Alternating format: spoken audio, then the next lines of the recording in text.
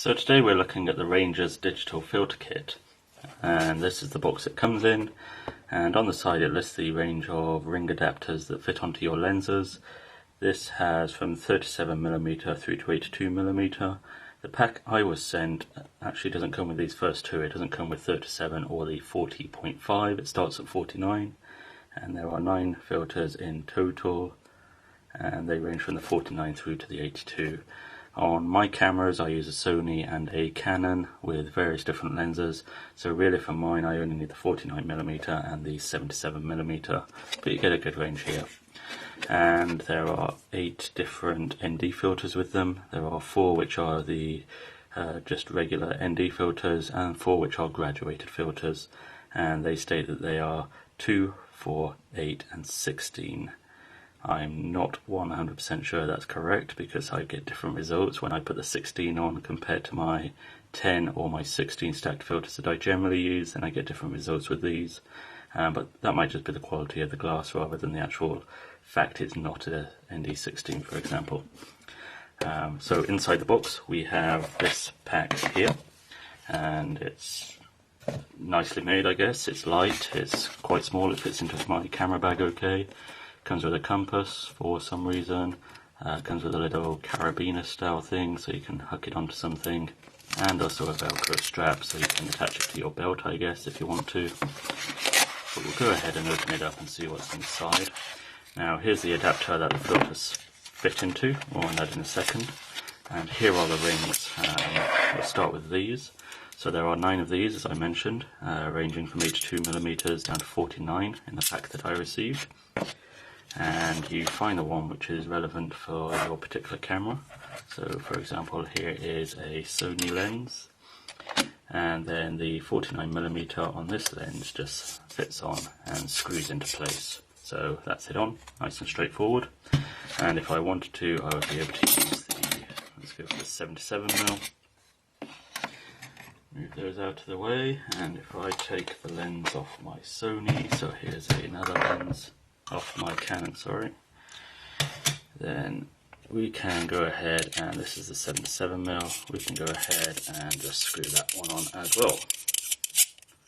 So there we go. So now I've got 2 different rings on 2 different lenses, and then this ring adapter that comes with it, which is the filter holder, it essentially just slots over the ring like so and pushes into place. So that's it on there.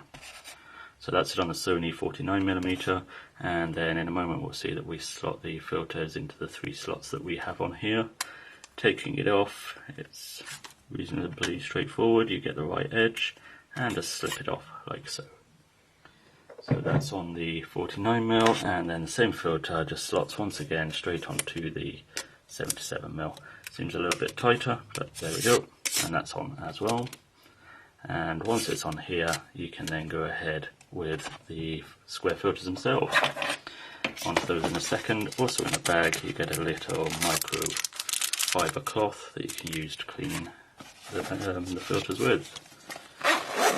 Inside this pouch we have lots of slots where the actual filters themselves are held. And these are of the square variety, so let me just pull 3 of these out. There we have 1, 2, and there's a graduated one. There's 8 of those. I'll show you a photo of those separately. So to fit these in, you decide on the ones you want, and you can just slot them into the filter, making sure that you line them up. So there is 1.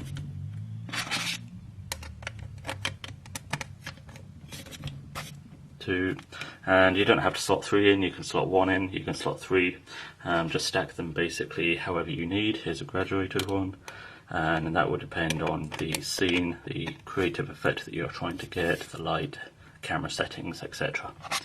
And if you need to, then with the graduated filter on there, you can move that around to block the light however you need.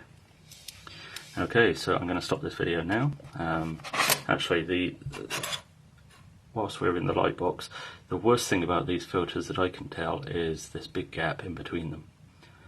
Even with one filter on, there's a large gap in between the filter and the lens itself.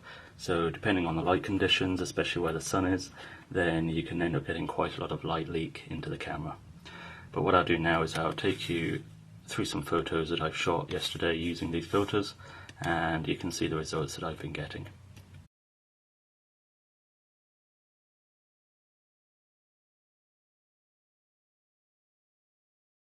Okay, so now moving on to the images that I took yesterday. This first one is not taken with the Ranger's filters. Instead, this is taken with the filters I generally use. I wanted to get a test image to be able to compare the filters to, and the filters I generally use are high-tech filters. For a 3, a 6 and a 10 stop, they cost about £300, and so quite a big price difference between these and the filters I was testing yesterday. But this was a test image I wanted. 3-minute exposure at f4.5, still out of the water. There would be movement in the cloud, but they weren't the best clouds, and colour is not too bad. And we will certainly correct that in post, but this is the test shot I did. Now, and this was a 16 stop, so I combined the 10 stop and the 6 stop together to give me the 3-minute exposure.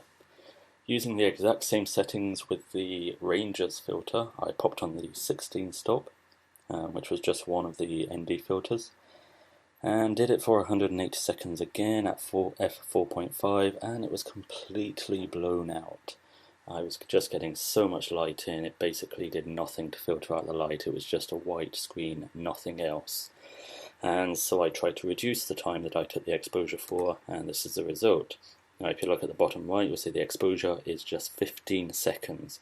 And again, this is meant to be using the same 16 stops that I had used in the previous one, and still completely blown out. You can see a little bit of shadow in there and nothing else. So to me, I wasn't using, the filter quality that you get for something which is under £20 and something which is £300, completely different. However, with a decent camera at your fingertips, one where you can control the basic 3 settings, then you can overcome this, especially with this set of filters where you're able to stack them as well. So the next one I took was by stacking 3 filters together. I stacked the 16, the 8 and the 4, so that gave me that's 28 stops of light, and again just at 4.5, this time it was just 13 seconds. So by stacking filters, reducing the time, you can get the same kind of shot going. Obviously I would want a lot longer, the water isn't smooth enough, there's some movement in the cloud but not much, you can see the boat at the bottom, but then it is only a 13-second exposure.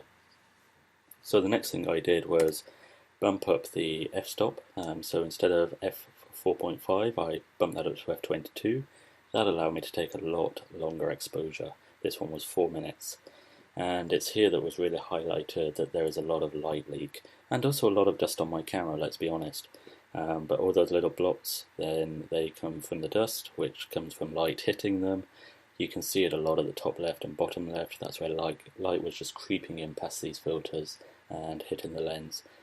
Now, I got around that. I always carry basically a rag with me when I do long exposures, so I can wrap that around the filters I use and the camera itself to make sure no light gets in.